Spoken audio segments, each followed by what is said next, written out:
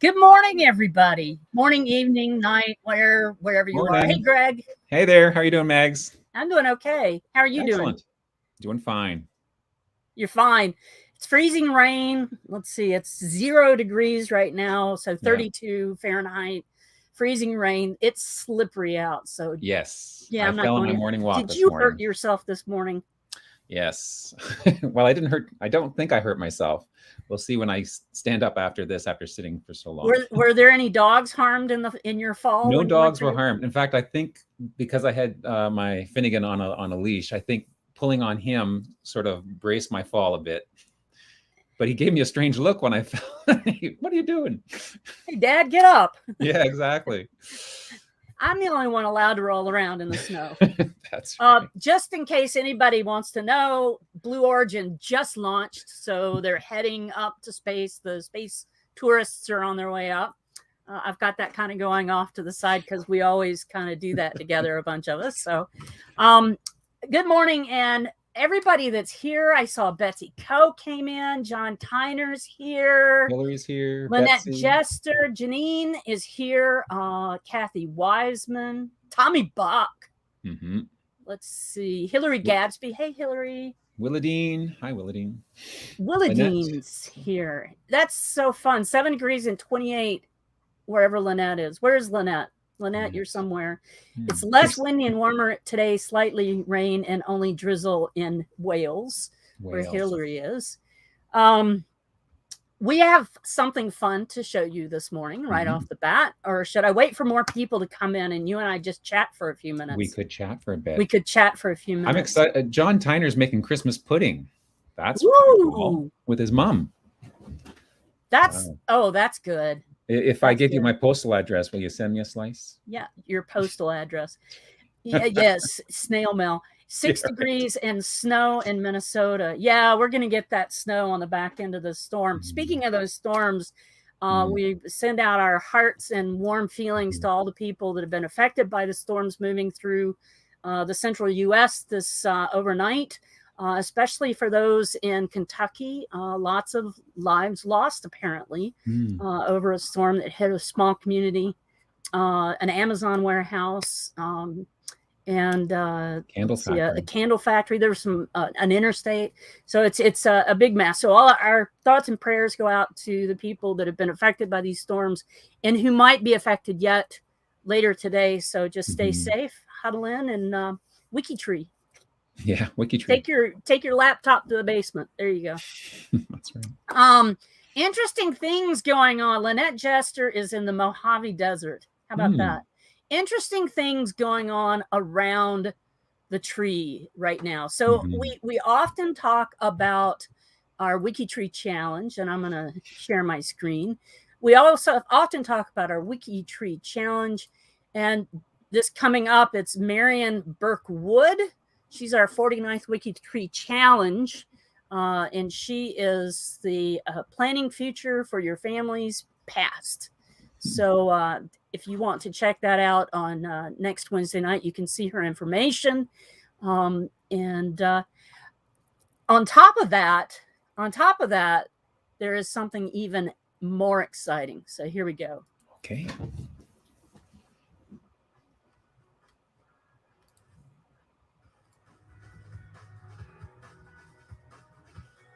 Is there sound?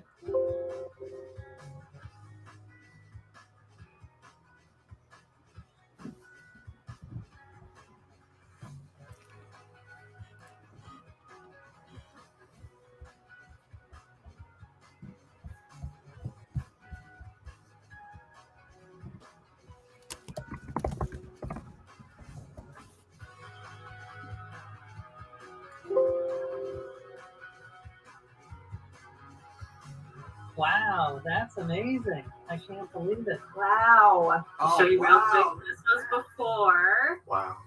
Wow. I don't know what to say, but wow. The most magnificent example of genealogical crowdsourcing and generosity, isn't it? I mean, I'm just blown away.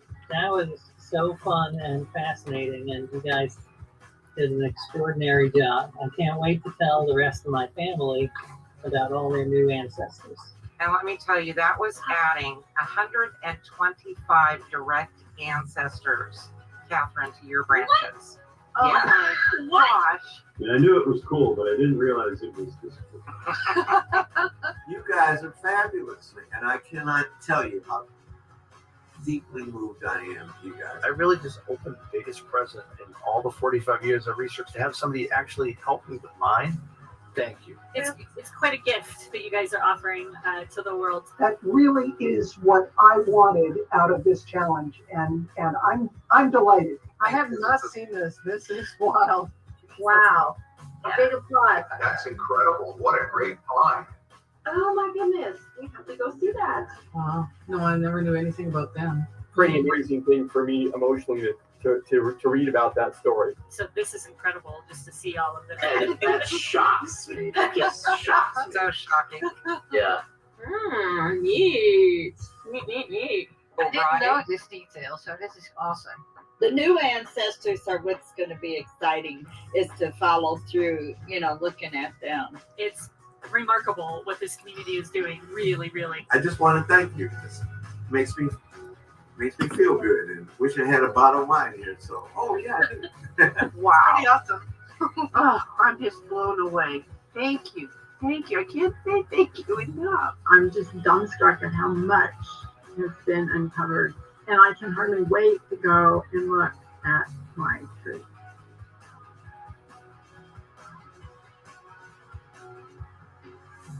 To have a whole week. I'm so excited. I'm sorry about the challenges with the sound there, but we'll. You can find it on Facebook. Absolutely. Wait. Oh.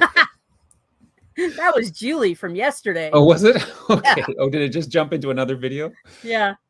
Oh, I heard the sound came on. Did you adjusted something so right? I did adjust something, so I hope people got to hear some of the sound. Right. Yes. Yes. Hillary, did you hear the sound later on? Yeah. Partway through? Partly through. Hey, June Butka. Morning, June. Oh, people are talking about the new logo. Betsy said she heard the sound. Good. Yeah.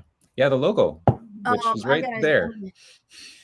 Yeah, I put the logo up for us. Let me, I'm going to go and find it though, real quick for everybody. Here we go. I think it looks pretty cool. I do too. This is the logo. That's from the Facebook page. So yeah, it's pretty cool. And it got the helix trunk going on. Right. And the kind of caterwonky kind of network chart. Instead of just the balls. Right. For all of our connections. All of our connections, yeah. Because we love the connection finder. There you go. Yeah. Where genealogists collaborate. I like it. Yeah. So people love that logo. Thank you, Lynette. Yeah.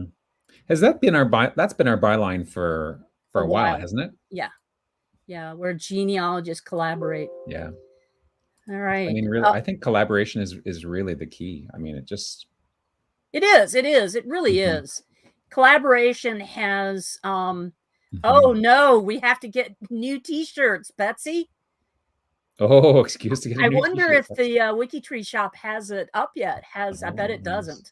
I'm still wearing my math t-shirt because it's the only thing in this bright orange. Yeah, there you go. June loves it. Love that logo.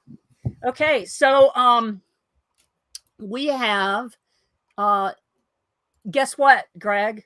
What, Mags? Do we have a question? There's a question of the week. A question. There's okay. A question of the week. But it's an interesting question. It's it's a question. What religions did your ancestor practice? And Tommy Buck really answered the question. Right. There's Christianity, Judaism, Islamism, Buddhism, Hinduism.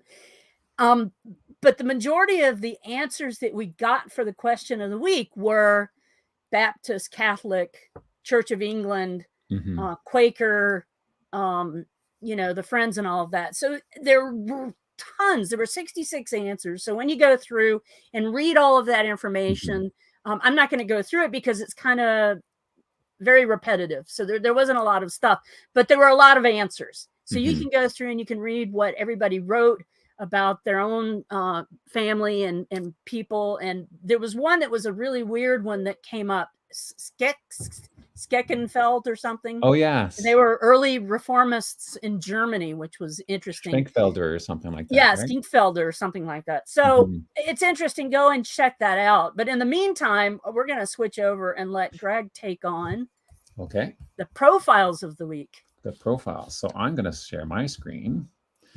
There we go. You'd think I'd be more prepared for the handoff, but you just handed it off so quick. And if anybody's interested, Blue Origin has just landed. It looks fairly safely. It looks good. Okay, well, that's good news. Can you see it? So it's just the WikiTree page right now. Which distiller or brewery? You see that? No, I got you. There you go. Oh, right. I share, but then you have to well, you can do that too. You just haven't learned that. I haven't learned that piece. Sorry. I will learn that next time. So the profile of the week is Joseph M. Seagram. And this is kind of cool. I think this is kind of cool because he is a Canadian.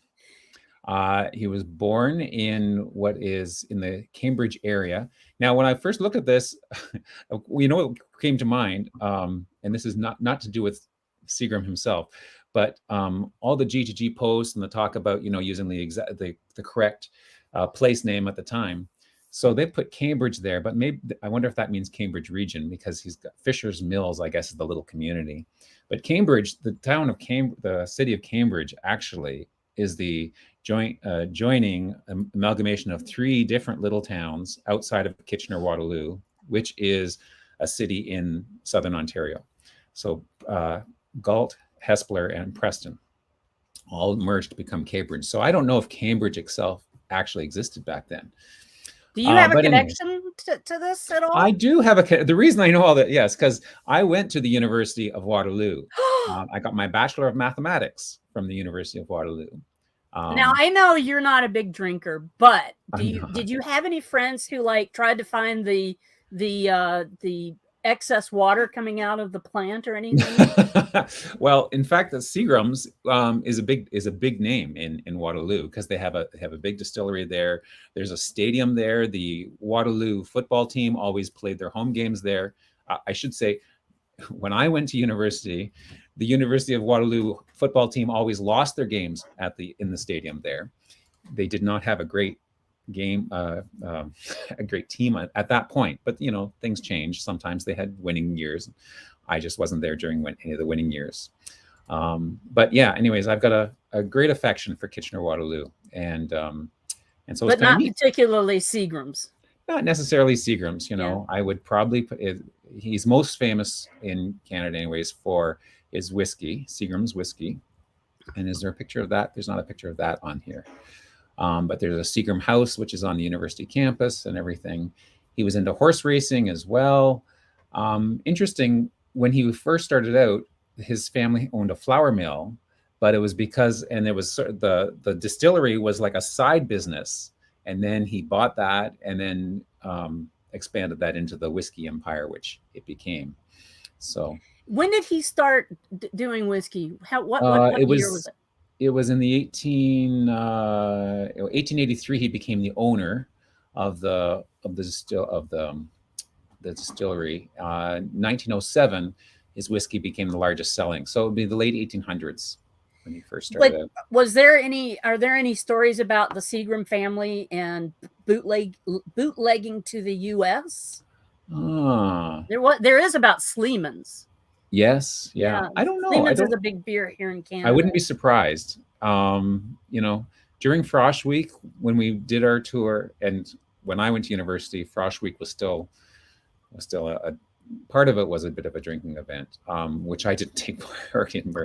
But there may have been stories about that, but I don't remember them.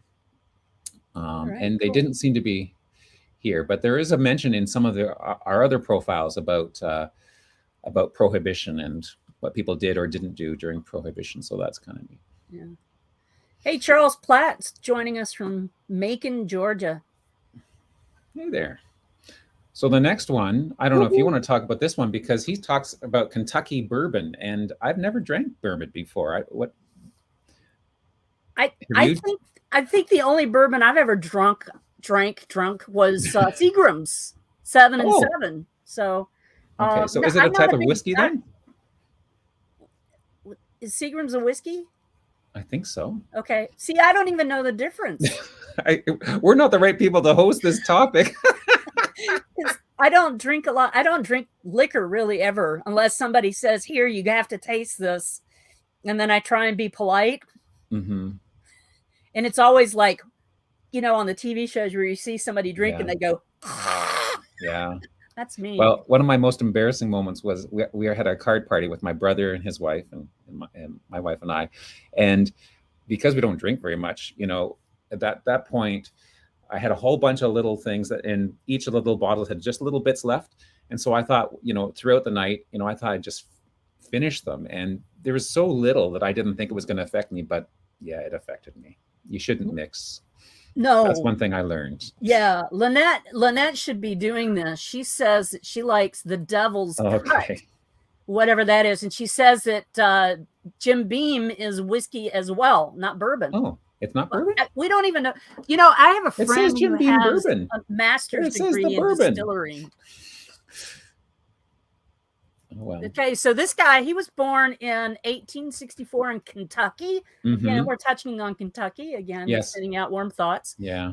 He was the son of David Beam, and his mama was a Phillips. I should do this with a Kentucky accent.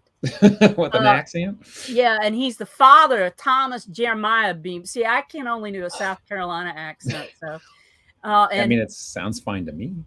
Yeah. Why is the daughter? Oh, Beam, no. Okay, gotcha. He had some brothers and sisters. He was born in 1864. He was a business magnate, and he turned the family bourbon business into an iconic American industry. So, bourbon whiskey, she says. Lynette's fixing that. It's bourbon whiskey. Bourbon whiskey. The business thrived, even though he went through Prohibition. The business thrived, I guess, in the speakeasies. I imagine there might be some medicinal calls for using whiskey, especially, So when Prohibition ended in 1934, he was ready to fire up his stills. Yeah. He left the distilling business to grow citrus in Florida during Prohibition. Anyway, so he built and moved a new distillery to near his new home, which is the current Beam Distillery location. From this point forward, the bourbon was called Jim Beam, and he is one of the 7 faces on the label. Not a really big profile. No. Interesting. It's got some nice. It looks pretty, but there's not a lot of really great information in here. Yeah. Other than some just basics. So that's a one we could get somebody to beef it up a bit. Yeah. Next one, Adolphus Busch. Yeah. From Mainz Castle Wiesbaden, Hesse, Germany. And looks like he died in Germany as well. Lingschied. Son of Ulrich and Barbara Pfeiffer. It's interesting. His wife is the Anheuser connection. Hence the Anheuser-Busch. Anheuser-Busch, yeah. See, I've heard of that, but I don't think I've actually ever drunk a. Now, I don't drink a lot of whiskey, but I have to say that I am an aficionado of good, choicest hops, barley, and wheat and malt, and that is beer. Yes. And even Chris Whitten and I, whenever we see each other, occasionally, if I know there's another new fun beer flavor, I'll get him to try it, and we'll have a beer tasting. So, yeah. Anheuser-Busch is a good beer. Okay, good. So, yeah. So now, I don't know if you know much about Adolphus or the family, but he came to apparently. So he was born and he died in Germany, but he came to the U.S. So he was in St. Louis, or St. Did you say St. Louis or St. Louis? St. Louis. St. Louis. St. Louis. And that's where his father was in the wine business. He fought in the Union Army, so that's the North Army, right? Right. Okay. I read that first. And I thought Union Army. Okay, which one's that? Is that the North or South? Yeah. Canadian here, and I did not study the War of Northern Aggression. Oh, I shouldn't have said that. What'd you say? Nothing. Okay. So he became a legendary figure in St. Louis. Sorry. I'm reading it like I'm reading a French profile. I'm enjoying it. Keep going. I'm sure you are. But it doesn't say how he got back to Germany, like to where he passed away. So when I'm reading this, I'm thinking, okay, he moved to the States and that's where he would have ended up. But so I don't know if you know any of those details, but that for me, that would be an interesting thing to add to it. Yeah, it would be. But it's a nice profile. It is nice, yeah. Yeah. It gives some details, so that's kind of cool. You know, and if you ever have a profile that is going to be featured, Abby will add a note at the bottom that says, "Hey, profile managers, we're going to feature this in the connection finder this week." Yeah. Between now and Wednesday is a good time to take a look at the sources and biography, and if there are updates and improvements that need to be made, especially those that will bring it up to WikiTree style standards.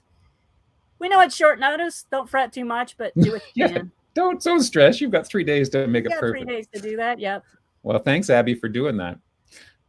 It'd be curious to go into the history and see how many got changed in that 3 days. Ooh, I'm gonna look real quick. I'm not gonna do that on air. I don't want to embarrass anyone. But go ahead. My stream's not being shared. Yeah, you can go ahead and do it. Yeah, no. There was more whiskey. Wow. I think the people who picked this really like whiskey this week. Look at that. Look at the background. Wow. I think Elijah Craig might have done a whiskey. Do you think? You know, for me, I don't get that background on my screen. Really? Yeah. Why is that? How odd. Okay. That's interesting. So he's from Spotsylvania, Virginia. What a cool name. I've never heard of that place before. Spotsylvania. And there's a Pittsylvania, Virginia as well. Okay. So they saw how much fun people in Pennsylvania were having, and they thought, well, we like that other part. Elijah Craig, son of Taliaferro Craig and Mary Hawkins. Born in Orange County, Virginia, 1738. So this is going way back. So Virginia. So this is before the United States were formed, right? 1738 is before. Now, what does it mean converted by David Thomas in 1764? Converted by David Thomas in 17? Oh, I guess he was a preacher. He was a Baptist preacher in Kentucky. Ah. Okay, so conversion meaning converting to the Baptist religion? I guess so. Well, there's a tie with our question of the week, I guess. He developed bourbon whiskey again. There we go. Distillery called Heaven Hill, which produces bourbon whiskey, named Elijah Craig. Founded Georgetown College. Oh, that's pretty impressive. That is. Yeah. Because that's a pretty well-known college, isn't it? Yes, it is. Yeah, like I've heard of it. I wouldn't have been able to say where exactly it was, but I've heard of Georgetown. Yeah, well, Georgetown usually refers to Georgetown that is the university located in Washington, D.C. This particular one is located in Kentucky. Ah, so it's not the same one that... No. It may not be the same one I heard about. No. But it's still impressive. Yeah. Anyone starting a college or university is impressive, in my mind. So Craig and Pitts are both surnames in my family. Really? Yeah. So I'm going to I'm going to look and see if I'm related to this person or not. Interesting. I am 8 cousins. Cousins. Cousins. Sorry. Wow. Second cousins. That's pretty close. No way. Yeah. Second cousins. 8 times. You're second cousins to this guy? Second cousins. Holy moly. So you share a great grandfather. I share, it's 8 times removed. So it goes back to, we share a 9th great grandmother. Ah, okay. But second cousin. It was funny. One of these, I think it might have been James. I can't remember offhand. but I won't waste your time by checking. One of them I checked, and I was like 22nd cousin. And you know, in the relationship finder, it shows that you're also this person. I had 161 common ancestors because it went back to like the 1100s. Right. And so I looked through the list. So this was it was one of these, and the names, the last names in the list, because they got into royalty. The name, of course, the they names did. were Champagne, and they were Bourbon, and they were there was one other, like a lot of the last names were names for different drinks. Oh, that's funny. It was, see, Hillary's close to him as well. Oh, look at that. Okay, very cool.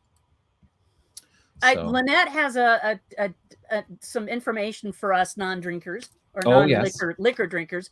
If you order a whiskey in America, in the United States, you get bourbon or other American whiskey, but in Europe, you'll get Scotch. Oh. So there you go. I did not know that. See, this is such a learning experience for you and I. Isn't that good? Yeah. Cool. Okay. Moving on. Nathan Edmund Green, born in Tennessee, married Harriet Flack, and died in Lynchburg, Tennessee. Hopefully he wasn't lynched, though. Ooh, no. That would be bad. And that was probably, he's a part of the Black History Project, so oh, I'm sorry. Yeah. I did not know that. Yeah, Nathan. Oh, well, I should have, because it's right there. There's a yeah, right there. Nathan Edmund Nearest. What a cool nickname. Nearest. Nearest. He was probably born a slave about 1820. His parents are unknown. He married Harriet Lou Flack. Mm-hmm. And they had at least 9, possibly 10, or maybe 11, maybe 50 children. Oh, my goodness. No, I just put that 50. Oh, yeah. I was going to say, you're adding more words to the profile there, Mags. But he's got a nice profile. You know, the Black History Very Project nice. has really been doing a wonderful, beautiful job with a lot of our African-American. Yeah. Wow, that's a really great. Look at this. This is amazing. Oh, wow. Oh, and he's got the, they've got the enslaver on there as well. Dan Call. What a great profile. That is excellent. Yeah. Yeah. This project, they were, was it this week or last week that they were highlighted in the newsletter of the week? I think it was last week. Yeah, because they had crossed a milestone. Yeah. Yeah.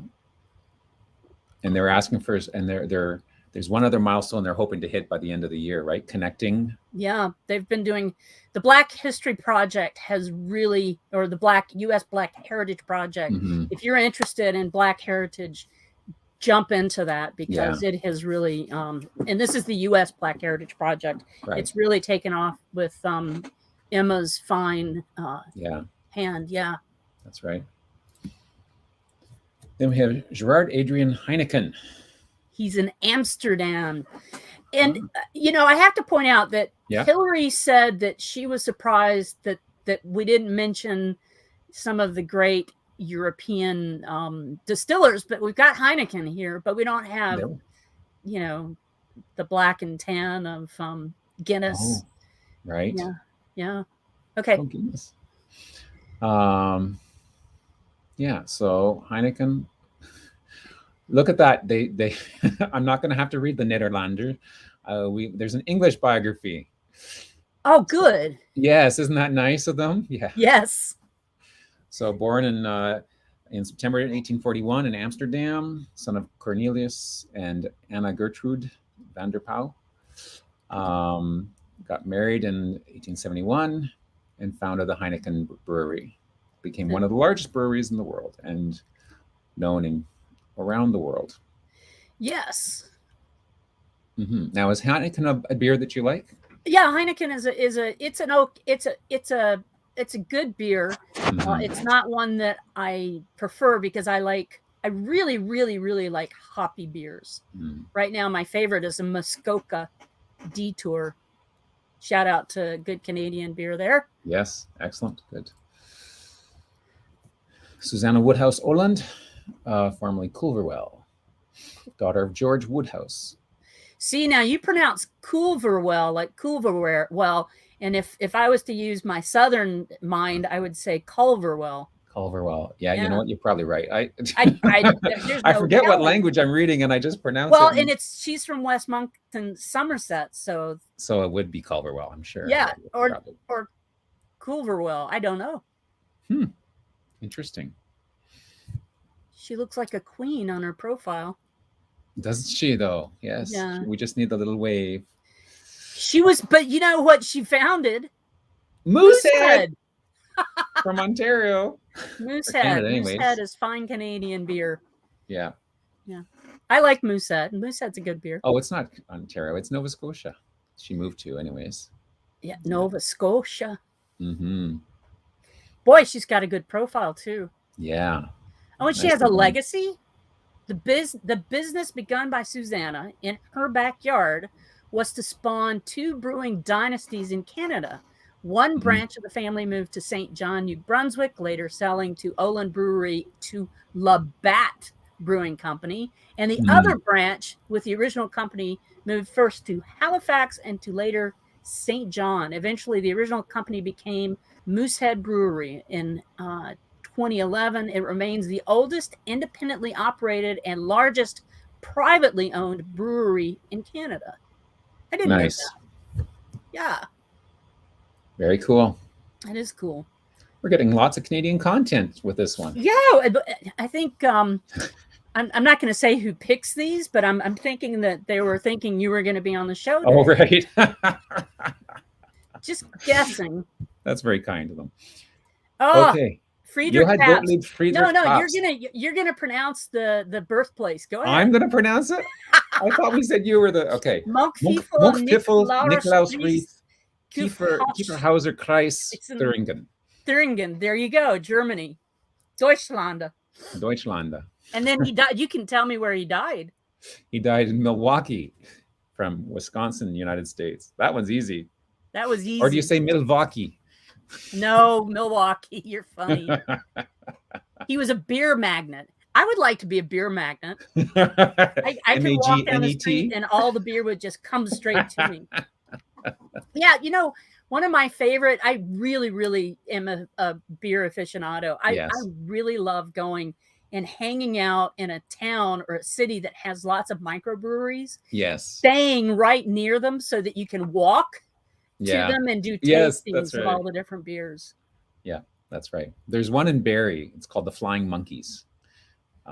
Yes. Have you been that's there? Good beer. That's good beer. I haven't been to it. Yeah. Lots of people are posting. Lynette says she's an old bartender. Hillary says the Irish and Welsh whiskey is very nice. Okay. And she's saying Pendeeren. I guess that's a Wells brewery or something that's near her. Yeah. Let's see. And yes, Lynette, we missed Guinness. Yes. Hello, Debbie Root from Dallas, Oregon. Didn't know there was a Dallas, Oregon. Okay. Canadian? Are you? And Lynette said she'd have a Molson Canadian. She was in Canada. I don't like Molson. I don't. That's not one of my beers. Yeah. Yeah. Yeah. Many June is asking me to come stay. Do you have a guest room or a guest house, June? Because you know you don't have to say much to get me to come visit a small area, a nice area with good breweries. That's right. So we were talking about Mr. Pabst Blue Ribbon. We We were. He's famous for the Pabst Blue Ribbon. Yeah. So he met the prominent brewer Philip Best, son of Jacob Best, before he married Philip's daughter Maria. So he married. It looks like he might have married into the brewing. Yes, family. He got a half interest in Philip Best Brewing. Nice. Because of a shipwreck. That seems. I guess they needed help. That's interesting. Yeah. Yeah. Yeah. It's neat when they put all these details into the profile. One of my kids really likes Pabst Blue Ribbon, and I don't like Pabst Blue Ribbon. It's, you know, but every time he goes and he'll say, "Hey, Mom, I can share my beer with you. You want one?" Oh, yeah. Yeah. No thanks. Oh, good. I didn't want to share it with you anyway. Yeah, that's right. He didn't really want to share it. No. I think that's the only reason why he buys beers that I don't like. Ah, maybe. Okay. And He was now- noted as Oh, sorry. for the establishment of Milwaukee's Pabst Theater and a traveling library that he established for German language books for immigrants. That's good.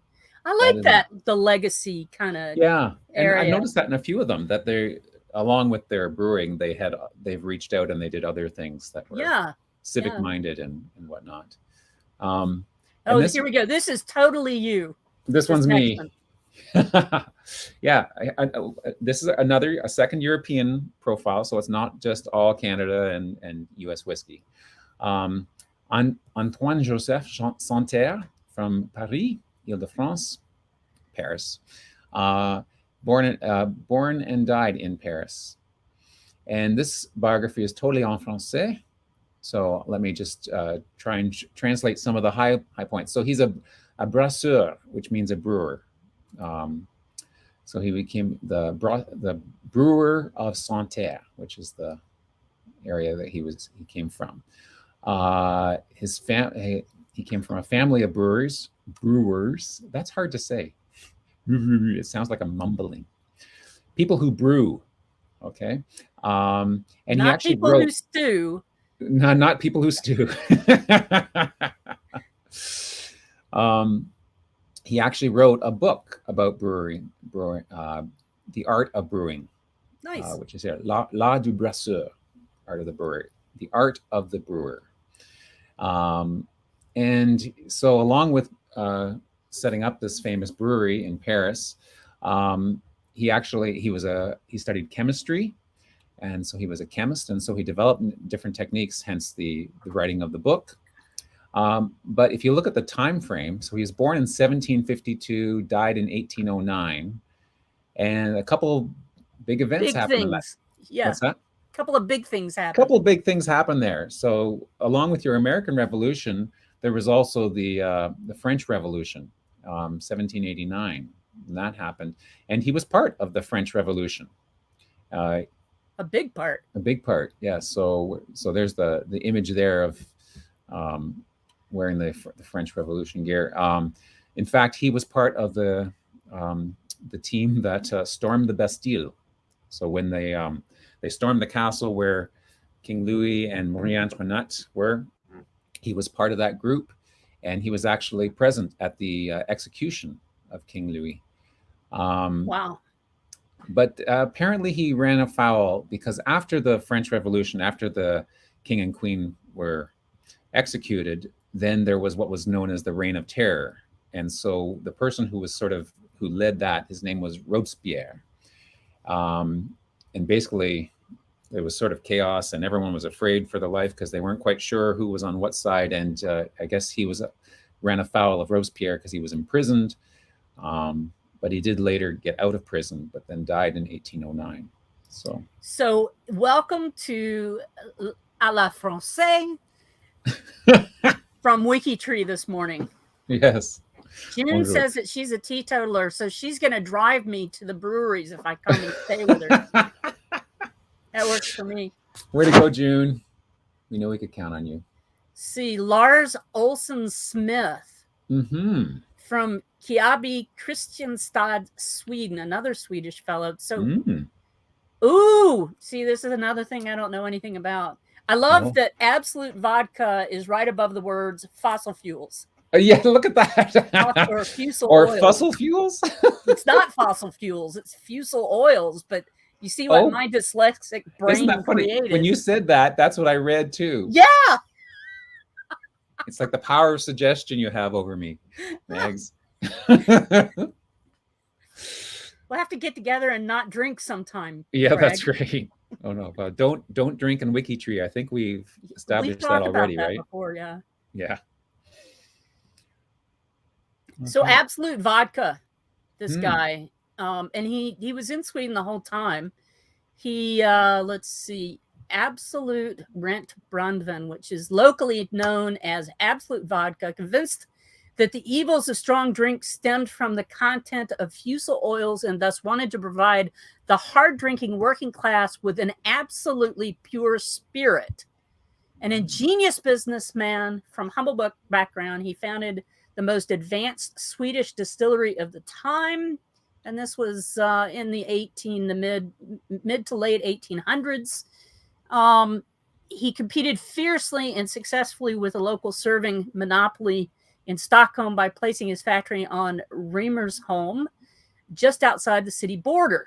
So he wasn't, that's interesting. He became a very rich man very fast.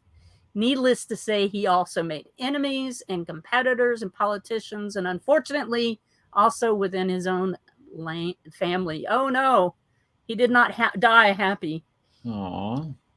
But that's sad. A nice profile. There's a good profile with lots of great that. Information and a good picture. Let's jump on to the next one. Oh, it's so funny. You and I doing all this liquor stuff. I know. Gin. Okay. From Bedfordshire, from Tingrith. Is that how you pronounce it? Tingrith, Bedfordshire, England. Married Mary Murray Maxwell. Wow. Mary Murray Maxwell Wong. Oh my gosh. Her parents. That's Mary's parents? Well, she's that they named her Mary Murray Maxwell Waugh. Talk about alliteration. Yeah. All those consonants. All those M's. Yeah. Born in 1810, son of Edward and Frances Elizabeth. Baptized. Tanqueray gin was initially distilled in 1830 by Charles Tanqueray in the Bloomsbury district of London. I've heard of Bloomsbury. The retail outlet of Edward and Charles Tanqueray. Am I saying that name right? Tanqueray? I think you are. Okay. Yeah, Tanqueray. Established on Vine Street. When Charles died in 1868, his son, Charles Waugh Tanqueray, inherited the distillery, which continued to operate until it was severely damaged during World War II. I guess probably during the Blitz would be my guess. The only facility to survive the Axis bombing, now known as Old Tom, has since been moved to Cameron Bridge, Scotland. Nice.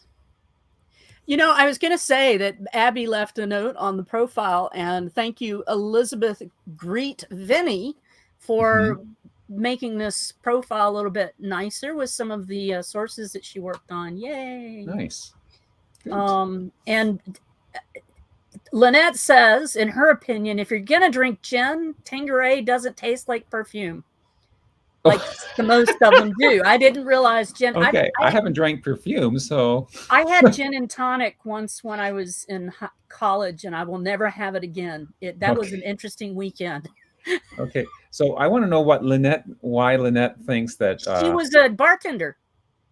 Sarah was a bartender? No, I was going to say, why does she think that Sarah and I should do a show together? Huh. Well, okay. Yeah, I'm not sure. Is it because of the way we pronounce or mispronounce words? Oh, there you go.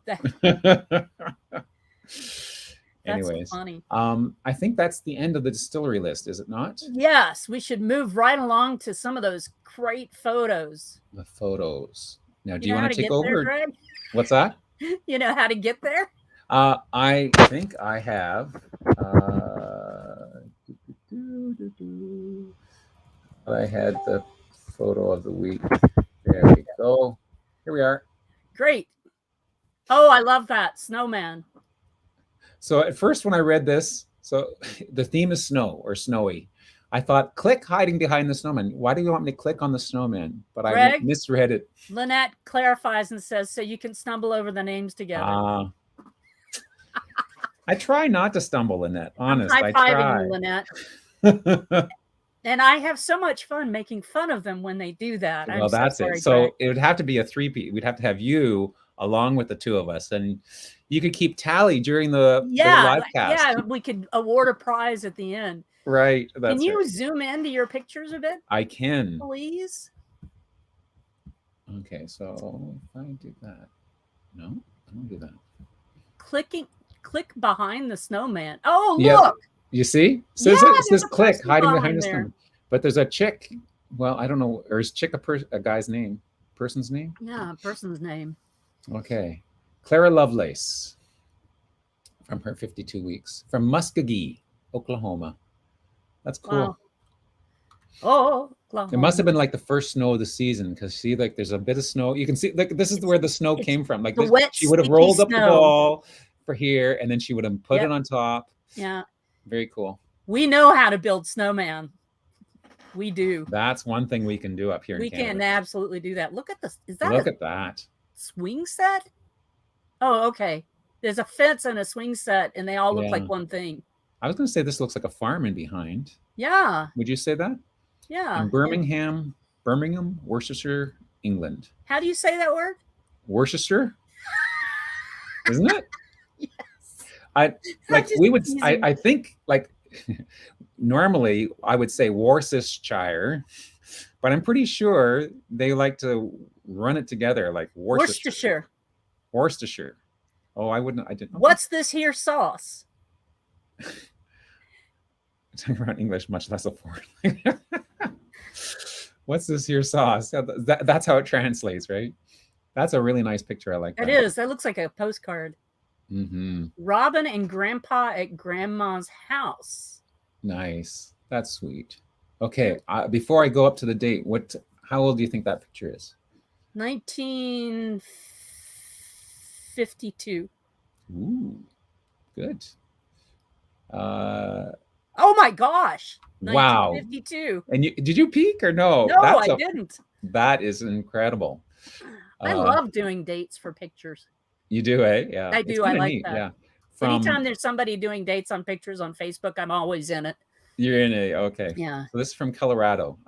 Cotopaxi, Fremont, Colorado. Uploaded by Robin Scholes. Nice Very picture. nice. Oh, Lloyd Wright. Is this like Frank Lloyd Wright? I don't Lloyd think Wright? so. They would Yes. normally put Frank in front of Lloyd. Ah, okay. Climbing Snow Peak in winter. That's very cool. Snowshoes on there.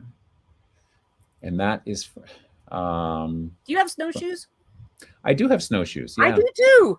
Yeah. Yeah, and we live right near the experimental farm. I should be out doing that right now instead Right. of Yeah. Well, I live out in the country, so we own 100 acres. So there's lots of You backyard have that we. lots of reasons to. Yeah. Yes, that's right. Snow, Tennessee, or Ohio. Does Tennessee abut Ohio? Yeah. No. Kentucky does. You have to go Oh. through Kentucky to get to Ohio. Right. Pretty picture though. Lots of snow. Mhm. Grandmother goes snowshoeing in a skirt. Wow. I don't know if I would go. Well, no, I would definitely not go snowshoeing in a skirt. I don't know if you would. No. No, but that's from Owen Sound, There Grey you County, go. Ontario. Yeah. On the way to Florida in 1925. Wow. Wow. Is that what the I-90 looked like back then? That's funny. It would have been an old Native American trail back then. In 1925? Yep. Wow. I-95 would have been the coast road, the coastal Native American trail. A lot of our roads were built on top of what the Native Americans had done. We didn't. One of my favorite sayings: we didn't reinvent the wheel. We just followed what they already had. Ah, I did not know that. Neat. Oh, my dad was from Ohio. Janine says I posted that picture. My dad was from Ohio. My mother from Tennessee, and not sure where the picture was taken. There you go. Ah, oh, that's what. Oh, back there when it said Yeah. Ohio or Tennessee, Yeah. right? Thanks, Janine, for that clarification. Neat. So this one was posted by Lawrence Humes. Cool. Oh, but there's two names. Does that mean they're tagged in the picture or they posted the picture? No, I think they posted the picture. Okay. I think. Well, But there's- we'll find out. We'll figure it out. We'll figure it out. Okay. Kathleen And here's Thompson Kathleen Thompson. driving in an RV Oh, yes. with a puppy in her lap. Puppy in her lap. Yeah. Puppy doesn't look impressed with the snow. Hope, British Columbia, Canada. And she posted it. Nice. Okay, there we go. Thanks, Kathleen. Another one from Kathleen. Again, and this is Silver Skagit Valley, British Columbia. Beautiful. Some nice places out there. Nice scenery. Wohnhaus Ziegelhaus. Woo! Listen to that. Let's just slip that in. Doesn't say who posted it. Or it was uploaded on, wow, just a couple of days ago. Yeah. Next. Okay, so next. Click. Next. I'll zoom in again. Snowdrop. Primrose. Look at that. It's very Warburg. beautiful. From Burton Latimer, North Hampshire. North Oh, that's Hampshire. interesting. That's nice. Yeah. Snow at Lake Compeska. Oh my. Okay. Oh my goodness. That's a lot of snow. That's a lot of snow. Is that like the top of the first story? Yes. Wow. We have an 8-foot stockade fence that goes around our backyard, and our dog, who passed away a few years ago, was 4 pounds, and we had snow so much one year that the dog could walk out of the yard. Oh my Lord. 8-foot snow fence. Just That's think about crazy. Okay, now this is a very cool picture. That is. Blue ice, and it is from Mackinac City, Sheboygan, Michigan. Sheboygan. Sheboygan? Yeah. Is that the right way to pronounce it? Yep. Okay. Or you're just making fun of me. That is very cool. I really like that picture. That is a cool picture. That looks like Mhm. ice damming at the end of the season, you know. Oh yeah. Yeah, when right around here at the end of the season, they actually blow up the ice so Really? that it breaks up in the river and doesn't cause a problem when it's Yeah. yeah. So flooding. that's what that looks like. Oh, Okay, here's a Cascade pretty Mountains picture. from Darrington, Washington. It's not Amish. Nice. 2020. So that's a recent one. Yeah. My younger brother crying after he fell in the snow. Oh, and he's not Aw. wearing snow pants. And look, he's got who's that character? Oh. Elmo. Elmo. Elmo. Oh. Oh. Oh, little guy. From Anderson, Shasta, California. In Yeah. 2012. Nice. Les Cox Jr. on the ice in 67. And he has braces on his legs, so I'm assuming that that he was, you know, people around here, if you have kids that are challenged with disabilities, there are ways that they can play hockey with these great snow ice racks too. It's cool. Or could it be from polio? Yeah, that's Maybe, that's a yeah. cool picture. Neat picture, yeah. And that was all of And them. that's the end. We do have a note from June says we didn't get highways until World War II. Lynette, that is slightly correct, but slightly incorrect. I can tell you, having worked as an engineer for one of the Department of Transportations in the state, that a lot of the highways were developed in the 1800s, working their way up. And what's interesting is families would live near the bridges of these places, and they would charge a toll to cross a bridge to pay for the cost of building the bridge. And so they would build these big enough to carry the type of conveyances that would cross these bridges. And if the bridges were big enough, they were 2-lane, and those were technically the highways. So in South Carolina, there's a 1-lane highway going up to Saluda from Greenville. And it's a 1-lane road, and one of the most famous bridges and the oldest bridge in South Carolina, Poinsett Bridge, is on that. And it's a 1-lane bridge. And that was not a highway. But US 25, which is built on top of an old Native American trail, is a highway. And its development was started in the 1800s, but it didn't really grow big until we started having the cars. Then with the New Deal, a lot of the conservative, the Civilian Conservation Corps started building some of those highways in the 30s. and then the 40s, and then the 1950s is when we started the interstate system in the U.S. There you go. My trivial knowledge of highway construction. Just ask me any question. I can point out a Type 3 barrel for you if you need to driving down the road.